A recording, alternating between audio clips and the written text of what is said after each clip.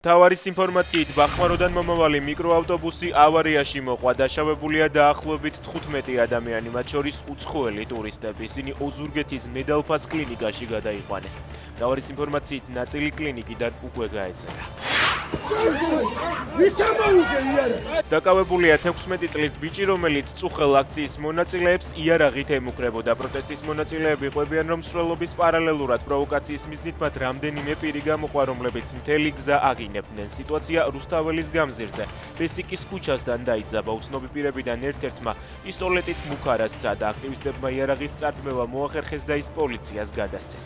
უწყებაში ამბობენ, რომ პისტოლეტი სავარაუდოდ პნევმატურია. გამოძიება იარაღის უკანონო შეძენა შენახვა ტარების მუხლით მიმდინარეობს.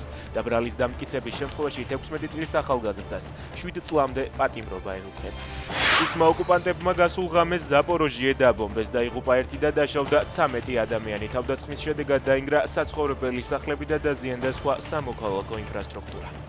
ღაზა იწვის, განაცხადა ისრაელის თავდაცვის მინისტრმა. ისრაელმა ქალაქ ღაზაზე სახმელეთო შეტევა გამთენიისას დაიწყო. გამოცემა აქსიოსის ინფორმაციით შეტევა ამერიკის შეერთებული შტატების სახელმწიფო მდივნის მარკო რუბიოს, ნეთანიაჰუსა და მისი კაბინეტის მაღალჩინოსთან წევრებს შორის გამართული შეხვედრიდან რამდენიმე საათში დაიწყო.